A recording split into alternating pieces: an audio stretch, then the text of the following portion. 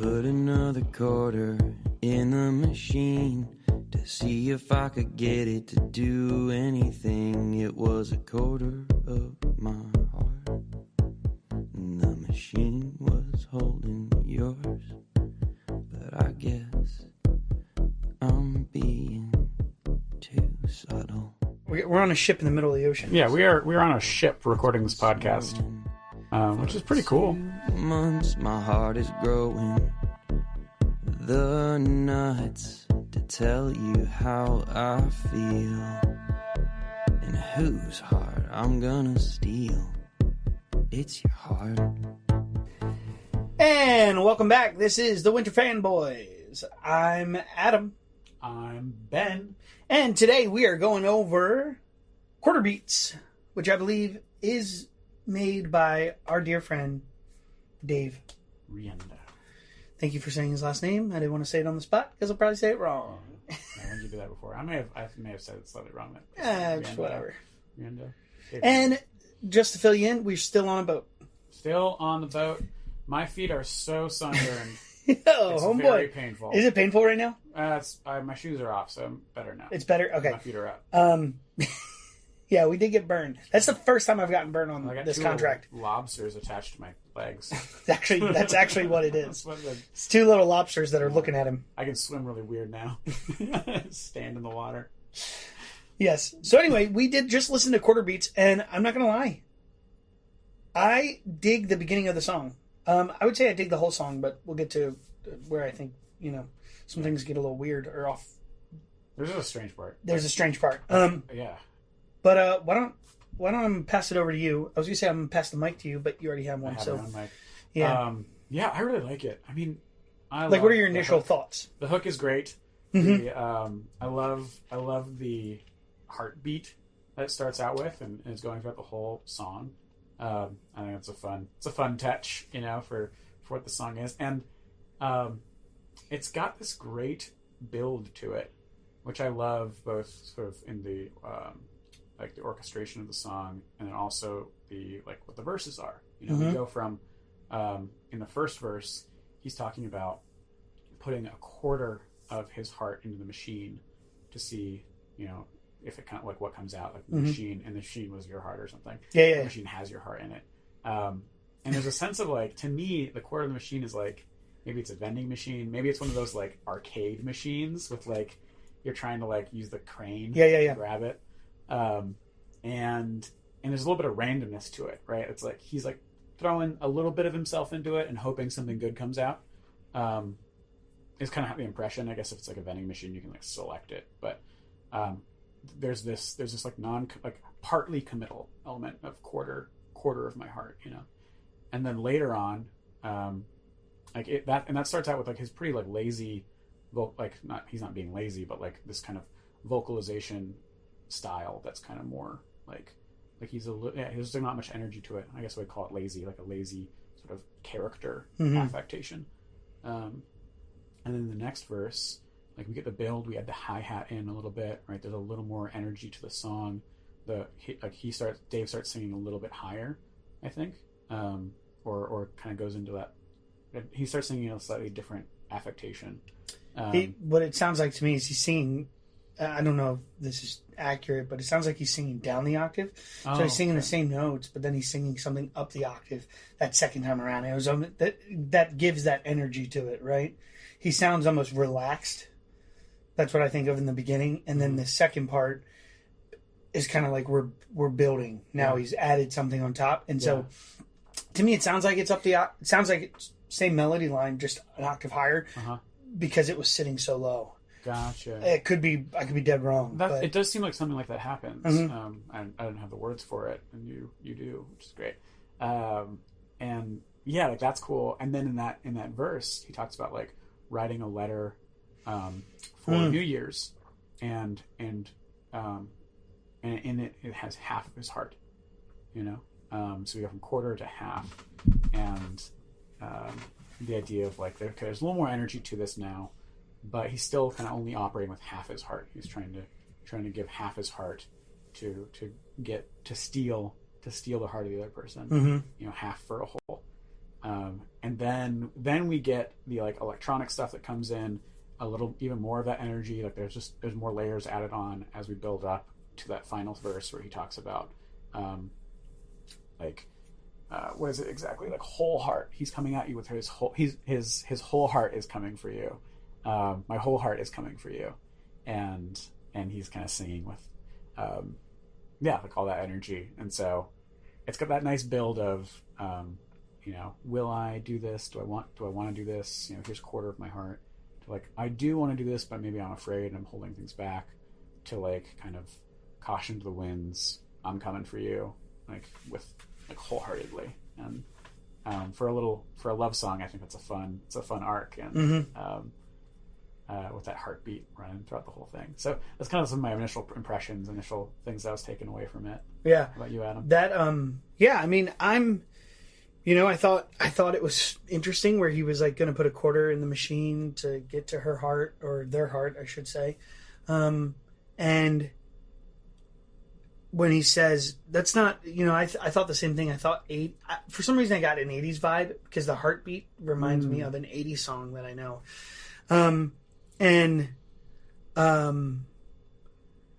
The end of that lyric is maybe I'm being too subtle. Yeah. And so I was like, because at first I was like, oh yeah, he's putting a quarter in a machine. So the first time listening to it, I didn't really pay too much attention to that. The second time I was like, oh. And by the third time I was like, okay, yeah, that lyric is just like the machine and stuff. Maybe it's too subtle of what he's trying to do. And then I noticed the same thing with the build going the octave higher.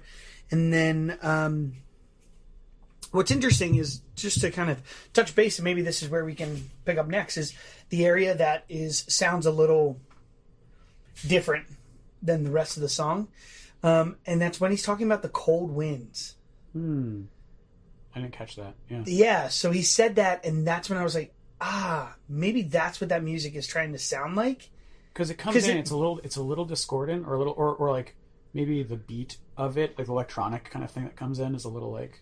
To me, it almost feels like it's either ahead or lagging. It's like not on. The heartbeat is kind of, which you pointed out, hearing that heartbeat all the way down. Yeah. At the bottom of it, still as a foundation. And then when he's talking about the cold winds, I think I wrote it down here.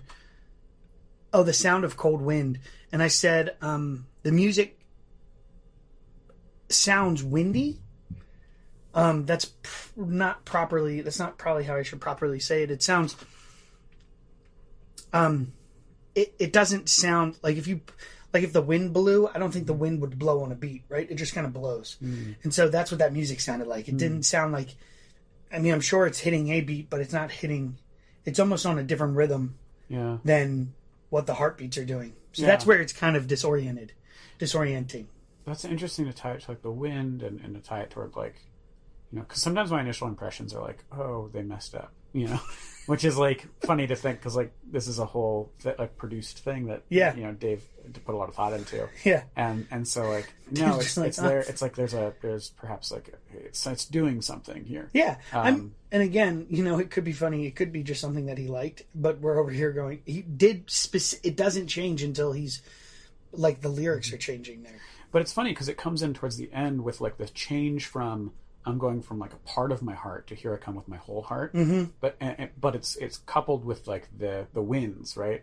Of like that aren't on the beat exactly, or something like that. Like this electronic sound. I mean, maybe at the surface level, the heart does beat at its the rhythm that it beats at, but then to come wholeheartedly is probably complex. And has many different meanings to it. It makes me think about like fear or like anxiety or like you're like, I'm doing this, but it's not that like the song doesn't then become more like it doesn't become I don't know, like it doesn't become more crisp or like more like certain of its beat, right? It actually introduces a little bit of this uncertainty to the beat. Or the strangeness, and so it's like I'm coming at you with my whole heart. I've made a decision, but that hasn't made everything super clear. But like also this change is happening. Like we're going for it, and that makes me think of relationships. Yeah. Like you don't. you don't have that kind of certainty, but you make a choice to move forward. Yeah, that makes me think of there's two things I think of. One is I met someone who said that they have a fear of wind. Huh. And I was like, that's fascinating. And then I think about it, but wind is, we were talking about wind today. We were talking about weather and currents. Ideally ocean currents because we're, again, on a boat in the ocean. But we were talking about wind currents, and wind actually can just kind of change suddenly, right? So wind can be blowing in one direction, and then it can change. And then depending on where you are and what's blocking it, wind can really change. I mean, if you think about out on, on this cruise ship, they have tunnels at the front and the back end of the ship. And if you get caught in one of those tunnels, the wind will just can go either way because it's actually being forced into small spaces. But, so the idea of things changing that you're talking about, the idea of fear, and then also weird, we're on a Disney boat, but it made me think of Mary Poppins. There's a line in Mary Poppins where Mary says to one of the kids, or the chimney sweep guy? The chimney sweep. Who is the chimney sweep? I know it's Dick Van Dyke in the movie, but I don't know. Yeah, it's Dick Van Dyke. Whatever the character. Yeah. Bert. Bert. It was Bert. I love him. Where I think Bert says, "Are you coming back again?" And she says, "If the wind changes." So this idea that Mary Poppins actually just flows with the wind, which she does fly. So this idea that the wind blows her in and then the wind blows her away. Right. She goes with. What a great film. She the wind blows her in, and she kind of enchants the world for these children. And Bert, the chimney sweep, becomes her friend and helps enchant the world with the children. And then when the wind changes, she blows away. Yep, and she's gone. And so there's a line in there about the wind changing and stuff. And so, that just added more complex. Maybe not more complexity, but just more of what real life, what life is about, and relationships. Right? Relationships can change. Because we change. Yeah. Every day we're actually changing. Yeah, we're moving whether targets. It's slowly or quickly, or we could change. The wind can also move slowly, quickly.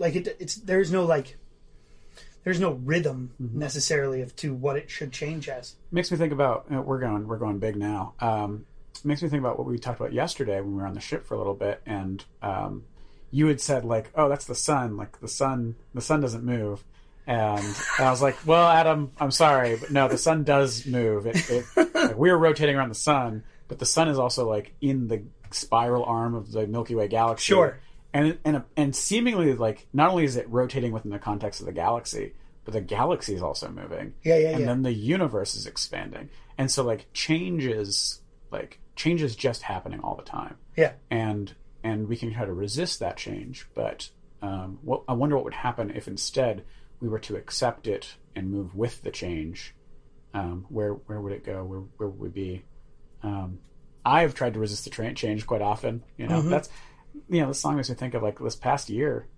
Almost not quite a year ago, but I went through a really hard breakup, and a big part of why I think that breakup happened was I didn't want to change any. I got stuck in a particular spot, the fear and uncertainty of stepping further into a relationship was too much, and I kind of froze up for a while until you can only be stuck for so long before something breaks, as you try to resist the changing of the seasons, the changing of the universe, that doesn't seem to be the way.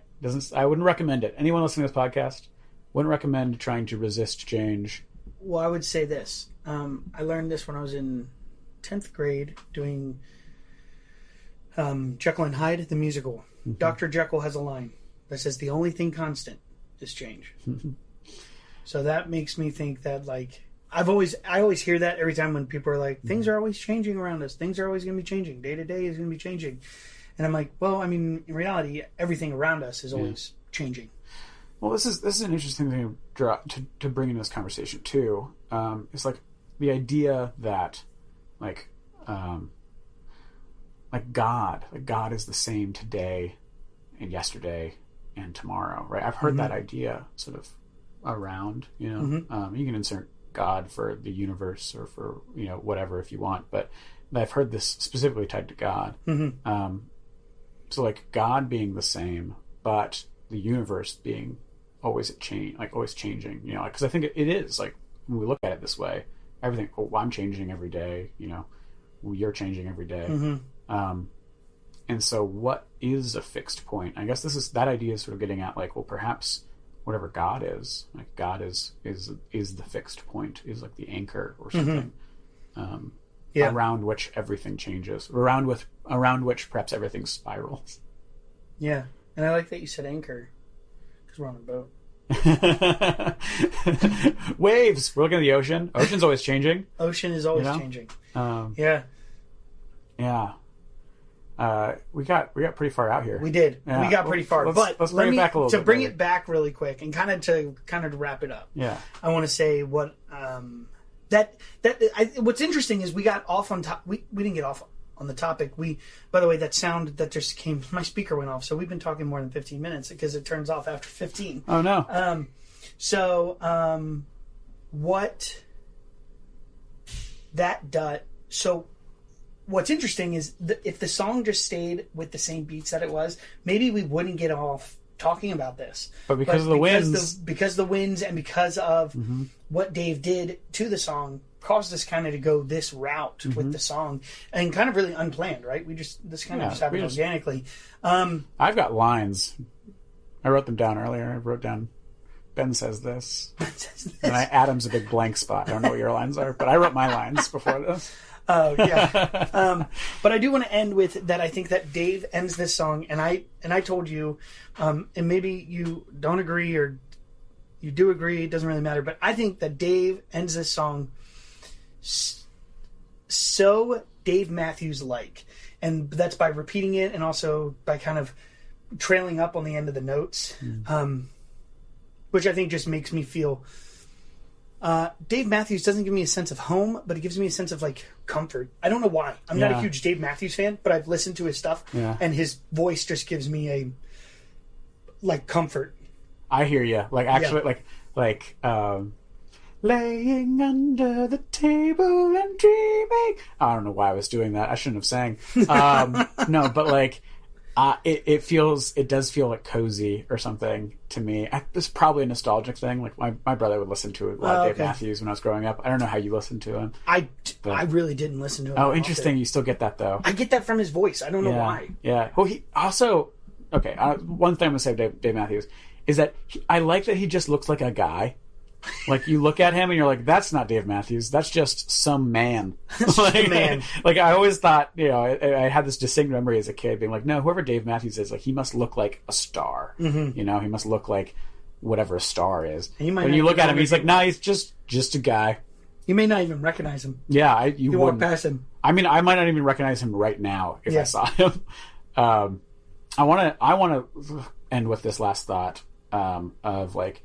So we go off on this, the winds of change kind of blow us somewhere, as we're committing, right? Like as we're committing to coming after her, right, or them with our whole heart, and the song ends like with that beating heart doesn't stop the whole time, right? There's still that beating heart behind it the entire time, and so like it does kind of have that like I don't know, like.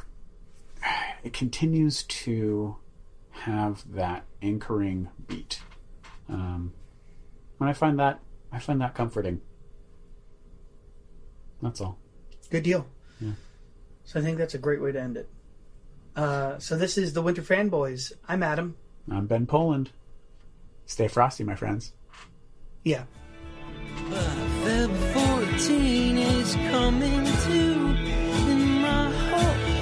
Is coming for you, 'cause it's been snowing for 2 months. My heart is growing the nuts to tell you how I feel and whose heart I'm gonna steal.